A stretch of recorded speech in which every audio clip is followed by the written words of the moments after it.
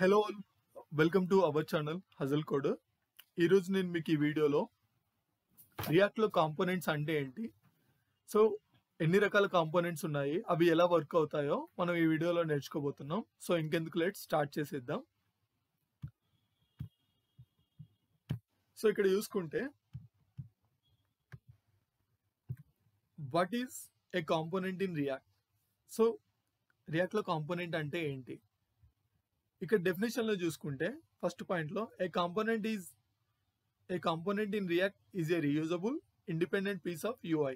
So ఇక్కడ ఏమంటున్నాడు, component అనేది రియాక్ట్ లో ఒక రీయూజబుల్ పర్పస్ కోసం యూజ్ చేస్తాము, అండ్ ఇదేంటంటే యూఐ లో ఒక ఇండిపెండెంట్ పీస్ అనమాట. అంటే ఏంటంటే ఇప్పుడు మనం చూసుకున్నాం అనుకోండి, ఇప్పుడు ఇదంతా ఒక యూఐ. సో ఒక అప్లికేషన్ ఓపెన్ చేసాం అనుకోండి, మనకి ఏదైతే కనిపిస్తుందో అదంతా యూఐ కదా. ఒక హెడర్ అనేది, ఫుటర్ అనేది, nav అనేది, సో అదంతా ఒక యూఐ. సో ఇక్కడ ఏంటి, హెడర్ అనేది ఒక కాంపోనెంట్, ఫుటర్ అనేది ఒక కాంపోనెంట్, nav అనేది ఒక కాంపోనెంట్, దాంట్లో బటన్ అనేది ఒక కాంపోనెంట్. అలా మనం ఏంటి, మన అప్లికేషన్ ని బిల్డ్ చేస్తూ ఉంటాం, రైట్. సో అదేంటి, అక్కడ ఈచ్ అండ్ ఎవ్రీథింగ్ కూడా ఇండిపెండెంటే కదా. అంటే nav ఒక ఇండిపెండెంట్, హెడర్ ఒక ఇండిపెండెంట్, ఫుటర్ ఒక ఇండిపెండెంట్. అలానే ఇక్కడ ఏమంటున్నాడు డెఫినేషన్ లో, ఇండిపెండెంట్ పీస్ ఆఫ్ యూఐ. అంతే కదా, component is a independent piece of UI. Next ఏమన్నాడు, think of a components as a building blocks of a React application. So మనం రియాక్ట్ అప్లికేషన్ ని చెయ్యాలి అంటే మనకేమన్నాడు, ఈ కాంపోనెంట్స్ అనేవి మెయిన్ బిల్డింగ్ బ్లాక్స్ అంటున్నాడు క్రియేట్ చేయాలంటే. నెక్స్ట్ ఏంటి, ఈచ్ కాంపోనెంట్ రిటర్న్స్ JSX. ఇక్కడ ఏమన్నాడు, ఇంకా ప్రతి కాంపోనెంట్ కూడా JSX ని రిటర్న్ చేస్తా ఉంది అంటున్నాడు. మనం లాస్ట్ క్లాస్ లో చూసుకున్నాం, లాస్ట్ వీడియోలో ఏమనేసి, JSX అంటే ఏంటి అని. JSX అంటే ఏంటి, JSX is nothing but Java script XML. ఇదేం చేసేది, ఒక ఫంక్షన్ అనేది, ఒక జావా స్క్రిప్ట్ అంటే మన HTML ని with in the Java script లో రాసే ఫీచర్ ని మనకి JSX ఇస్తుంది కదా. ఇక్కడ మీరు చూసుకుంటే, ఇక్కడ సింటాక్స్ లో ఇక్కడ ఫంక్షన్ వెల్కమ్ అనేది ఇది ఒక ఫంక్షనల్ కాంపోనెంట్ అనమాట రియాక్ట్ లో. ఇక్కడ వెల్కమ్ అనేది కాంపోనెంట్ యొక్క నేమ్. అదేం చేస్తా ఉంది, రిటర్న్ చేస్తా ఉంది దేన్ని, HTML ని. హెలో వరల్డ్ అనేది HTML కదా. సో ఇక్కడ దీని మీనింగ్ ఏంటి, ఒక ఫంక్షన్ అనేది HTML ని రిటర్న్ చేస్తా ఉంది అంటే it is nothing but Java script ఒక HTML ని రిటర్న్ చేయడమే కదా. సో అందుకే ఇదేమో ఇక్కడ మీనింగ్, ఇక్కడ దీని మీనింగ్ ఏంటి, రిటర్న్స్ JSX అనమాట. సో ఇక్కడ మనం చూసుకుంటే types of components in React. So react లో ఎన్ని రకాల కాంపోనెంట్స్ ఉన్నాయి. సో రియాక్ట్ లో మనకి బేసిక్ గా 2 టైప్స్ ఆఫ్ కాంపోనెంట్స్ ఉన్నాయి. ఒకటి వచ్చేసేమో ఫంక్షనల్ కాంపోనెంట్, సెకండ్ వచ్చేసేమో class based component. So functional component అంటే డెఫినేషన్ చూద్దాం. A functional component in React is a JavaScript function that returns JSX and it is used to render UI and manage logic using React hooks అంటున్నాడు కదా. So ఇక్కడ ఏమంటున్నాడంటే, functional component అనేది is nothing but JavaScript function అంటున్నాడు. And ఇంకా ఏమంటున్నాడు, ఇది కూడా JSX ని రిటర్న్ చేస్తుంది అంటున్నాడు. ఇక్కడ చూడండి, జస్ట్ ఇక్కడ సింటాక్స్ అబ్జర్వ్ చేస్తే ఇది ఒక జావా స్క్రిప్ట్ ఫంక్షన్ లాగే ఉంది కదా. Function name and it returns JSX. So ఇక్కడ function name is nothing but component name. ఇది ఒక ఫంక్షన్ కాంపోనెంట్ క్రియేషన్ అనమాట.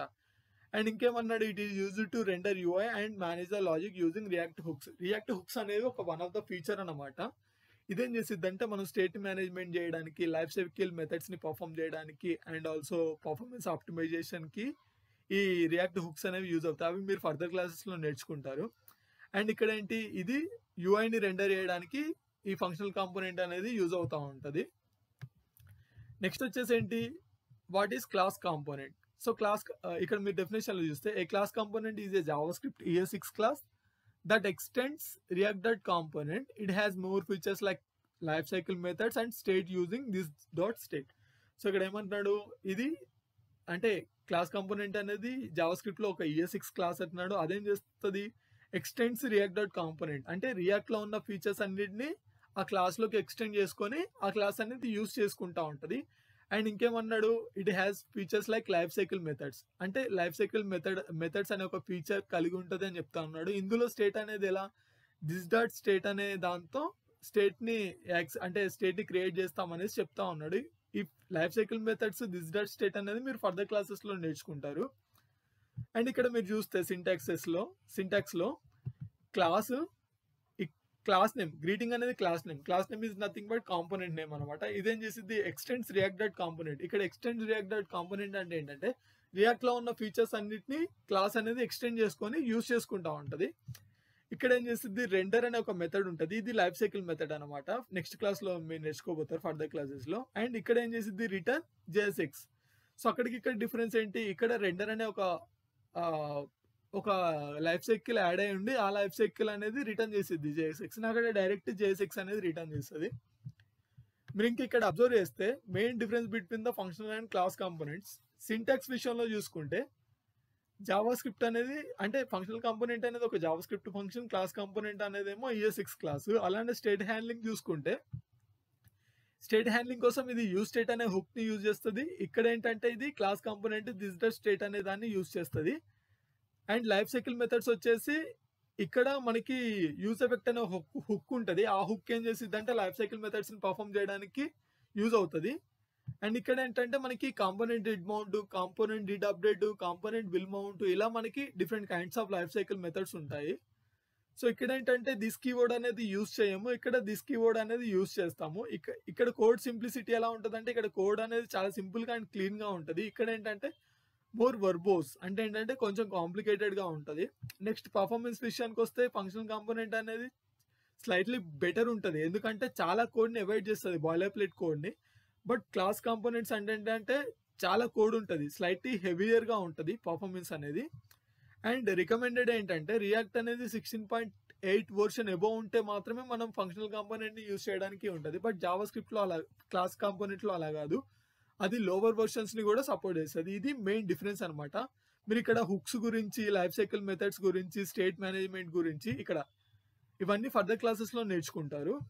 అండ్ మీరు ఇక్కడ చూసుకుంటే ప్రాక్టికల్ గా చూసుకుంటే ఎప్పుడైతే మనం ఒక రియాక్ట్ యాప్ ని క్రియేట్ చేస్తామో, క్రియేట్ రియాక్ట్ యాప్ అనే మెథడ్ ద్వారా, అప్పుడేంటి మనకి రియాక్ట్ యాప్ అనేది క్రియేట్ అవుతుంది. దాంట్లో మెయిన్ గా మనకి క్రియేట్ అయ్యే కాంపోనెంట్ ఏంటంటే app.js. ఈ app.js మనకి ఏ అప్లికేషన్ క్రియేట్ చేయాలన్నా మెయిన్ కాంపోనెంట్ అనమాట.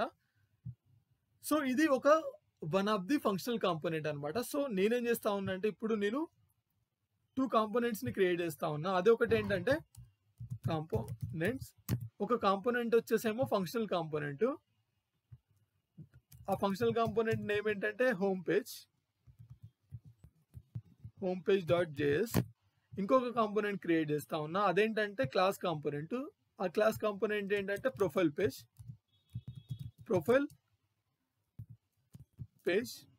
.js. సో ఇప్పుడు నేనేం చెప్పా, హోమ్ కాంపోనెంట్ అనేది నేను ఫంక్షనల్ కాంపోనెంట్ యూజ్ చేద్దాం అనుకుంటున్నా. Functional component is nothing but JavaScript function కదా, function home page. So function create చేసా, ఆ క్రియేట్ చేసిన ఫంక్షన్ ఏం చేసిద్ది, JSX ని రిటర్న్ చేసిద్ది. సో రిటర్న్ div JSX ని రిటర్న్ చేయాలి కదా, ఆ JSX ఏంటంటే హోమ్ పేజ్ అనేసి ఒక HTML ని రిటర్న్ చేస్తా ఉంది. ఇప్పుడు నేను ఒక కాంపోనెంట్ ని క్రియేట్ చేసా, ఈ కాంపోనెంట్ ని వేరే కాంపోనెంట్ లో యూజ్ చేయాలంటే ఎక్స్పోర్ట్ చేయాలన్నమాట. దాని గురించి నేనేం చేస్తా ఉన్నా అంటే ఎక్స్పోర్ట్ డిఫాల్ట్, ఆ కాంపోనెంట్ నేమ్ ఇచ్చేస్తే ఈ కాంపోనెంట్ అనేది ఎక్స్పోర్ట్ అవుతుంది అనమాట. నెక్స్ట్ అలానే ప్రొఫైల్ పేజ్ లో ఏంటంటే ఫస్ట్ నేను ఇంపోర్ట్ చేసుకుంటున్నా రియాక్ట్ ని, ఇంపోర్ట్ రియాక్ట్. ఇది ఈ ప్రొఫైల్ పేజ్లో ఏం చేస్తా ఉంటా అంటే నేను ఒక క్లాస్ బేస్డ్ కాంపోనెంట్ ని క్రియేట్ చేస్తా. ఇక్కడ ఏం చేస్తా ఉన్నా అంటే క్లాస్ ప్రొఫైల్ పేజ్ కదా, ప్రొఫైల్ పేజ్. సో మీరు ఇక్కడ అబ్జర్వ్ చేస్తే నేను కాంపోనెంట్ నేమ్ ఇచ్చేటప్పుడు మస్ట్ అండ్ షుడ్ గా క్యాపిటల్ లెటర్ అనేది ఫాలో అప్ చేస్తా ఉన్నా, మీరు కూడా అలానే చేయాలి. అండ్ నెక్స్ట్ వచ్చేసి ఏంటి, ఎక్స్టెండ్స్ అనే ఒక కీవర్డ్ ఉంటుంది. తర్వాత రియాక్ట్, ఏదైతే నేను రియాక్ట్ ఇంపోర్ట్ చేసుకున్నా రియాక్ట్ డాట్ కాంపోనెంట్ ఇలా పెట్టేసి దీంట్లో రెండర్ అనేసి ఒక లైఫ్ సైకిల్ మెథడ్ ని తీసుకుంటాము. తీసుకున్న తర్వాత ఆ రెండర్ లోపల రిటర్న్ ఉంటుంది. ఈ రిటర్న్ లోపల మనం JSX ని రిటర్న్ చేస్తాం అనమాట. సో ఇక్కడ నేనేం చేస్తా ఉన్నా అంటే ప్రొఫైల్ పేజ్ అనేసి రిటర్న్ చేస్తా ఉన్నా HTML ని. సో మనం కాంపోనెంట్ ని క్రియేట్ చేసాం కదా, ఆ కాంపోనెంట్ వేరే కాంపోనెంట్ లో యూజ్ చేయాలంటే ఎక్స్పోర్ట్ చేయాలి కదా, export default profile page. So ఇలా అయినా ఎక్స్పోర్ట్ చేయొచ్చు. ఇలా కాకుండా మనకి ఇంకొక వే కూడా ఉంటుంది ఎక్స్పోర్ట్ చేయడానికి. అదేంటంటే డైరెక్ట్ ఇక్కడికి వెళ్ళి ఆ కాంపోనెంట్ నేమ్ దగ్గరికి వెళ్ళి ఆ కాంపోనెంట్ నేమ్ స్టార్టింగ్ లో అంటే క్రియేషన్ స్టార్టింగ్ లో జస్ట్ మీరు ఈ ఎక్స్పోర్ట్ అని పెడితే అయిపోతుంది, ఎక్స్పోర్ట్ అని ఇచ్చేస్తే అయిపోతుంది. సో ఇలా అయినా ఎక్స్పోర్ట్ చేయొచ్చు ఫంక్షనల్ కి క్లాస్ కి బోత్ కి. సో నేను ఇంకేం చెప్పా, ఇక్కడ యాప్.js జేఎస్ అనేది మెయిన్ కాంపోనెంట్ అని చెప్పా రియాక్ట్ లో. ఎందుకు మెయిన్ కాంపోనెంట్ అంటే, మీరు ఇక్కడ చూస్తే index.js లో రియాక్ట్ డామ్ అనేది రెండర్ అవ్వాలంటే, ఇక్కడ మీరు చూసారా రూట్ డాట్ రెండర్. సో ఈ రియాక్ట్ డామ్ అనేది రెండర్ అవ్వాలంటే మెయిన్ రెండర్ అయ్యే కాంపోనెంట్ ఏంటి, యాప్ కాంపోనెంట్. సో దానివల్ల ఏంటంటే, మీరు మనకి యూఐలో కనిపించేది మొత్తం యాప్ కాంపోనెంట్ లో ఉన్న లాజిక్ మాత్రమే కనిపిస్తూ ఉంటుంది. ఎందుకంటే యాజ్ పర్ అవర్ కోడ్ ప్రకారం ఏంటి, యాప్ కాంపోనెంట్ మాత్రమే రియాక్ట్ డామ్ అనేది రెండర్ వేస్తూ ఉంటుంది. అందుకే మీరు యూఐలో ఏ కంటెంట్ కనిపించాలన్నా ఆ కంటెంట్ ని యాప్ కాంపోనెంట్ లో రెండర్ చేయాలి, ఇంపోర్ట్ చేసుకొని చూపించాలన్నమాట. సో దాని గురించి నేనేం చేస్తా ఉన్నా అంటే, నేను నా హోమ్ పేజ్ ని ఇంపోర్ట్ చేసుకుంటా ఉన్నా. ఇంపోర్ట్ హోమ్ పేజ్, తర్వాత ఏంటి profile page, import profile page. Right, ఇప్పుడు నేనేంటి హోమ్ పేజ్ ని ప్రొఫైల్ పేజ్ ని రెండు పేజెస్ ని ఇంపోర్ట్ చేసుకున్నా. సో వాటిని నేను JSX లోనే కదా రిటర్న్, అంటే JSX కదా రిటర్న్ చేసేది నాకు. సో ఆ కాంపోనెంట్ ని నేను JSX లో రిటర్న్ చేస్తా ఉన్నాను అనమాట. ఇప్పుడు ఏంటి, నాకు హోమ్ పేజ్ అనే కాంపోనెంట్, ప్రొఫైల్ పేజ్ అనే కాంపోనెంట్ క్రియేట్ అయిపోయింది. అది app.js యొక్క JSX లో రిటర్న్ చేస్తా ఉన్నా. ఎందుకంటే app.js లో అంటే యాడ్ చేస్తేనే అది మనకి యూఐలో కనిపిస్తుంది. ఎందుకంటే రియాక్ట్ డామ్ అనేది app.js ని మాత్రమే రెండర్ చేస్తూ ఉంటుంది. ఒకసారి మనం యూఐలో చూద్దామా. ఇక్కడ మనం యూఐలో చూసుకుంటే, ఇక్కడ చూసారా main page, home page, profile page, మూడు కనిపించాయి కదా. అండ్ ఇంకోటి, కాంపోనెంట్ అనేది మనం రీయూజబుల్ అని ఎందుకన్నామంటే, ఇక్కడ మీరు చూసుకుంటే నేను హోమ్ పేజ్ అనేది కాపీ చేసి మళ్ళీ పేస్ట్ చేసా. ఇక్కడ చూడండి ప్రొఫైల్ పేజ్ అనేది మళ్ళీ కనిపించింది. అంటే ఏంటి, నేను కాంపోనెంట్ లో కోడ్ అనేది ఒకటేసారి రాస్తా ఉన్నా, బట్ మల్టిపుల్ టైమ్స్ యూజ్ చేస్తా ఉన్నా. అందుకే మనకి ఇక్కడ ఏమన్నాడు, component is used for reusable అన్నాడు కదా. అందుకే అనమాట మెయిన్ డెఫినేషన్ లో అలా ఇవ్వడానికి రీజన్ ఏంటంటే ఇదే అనమాట. ఒక కాంపోనెంట్ ఒకటేసారి క్రియేట్ చేసి మల్టిపుల్ టైమ్స్ యూజ్ చేయవచ్చు అనమాట.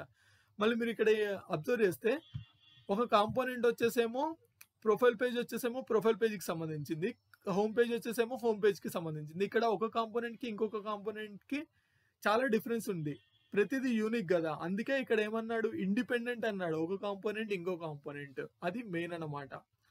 సో ఇది మనకి రియాక్ట్ లో కాంపోనెంట్స్ ని యూజ్ చేయడం అండ్ కాంపోనెంట్స్ ని, డిఫరెంట్ కాంపోనెంట్స్ ని క్రియేట్ చేయడం అనమాట. సో మీకు గనక నా కంటెంట్ నచ్చితే మీరు నా ఛానల్ని వేరే వాళ్ళకి రికమెండ్ చేయండి, మీ ఫ్రెండ్స్కి ఆర్ ఇంకా రియాక్ట్ ఎవరైనా నేర్చుకునే వాళ్ళకి. సో మీరు కనుక నా ఛానల్ ఇంకా సబ్స్క్రైబ్ చేయకపోతే ఛానల్ని సబ్స్క్రైబ్ చేయండి. Hope see you all again. Thank you all.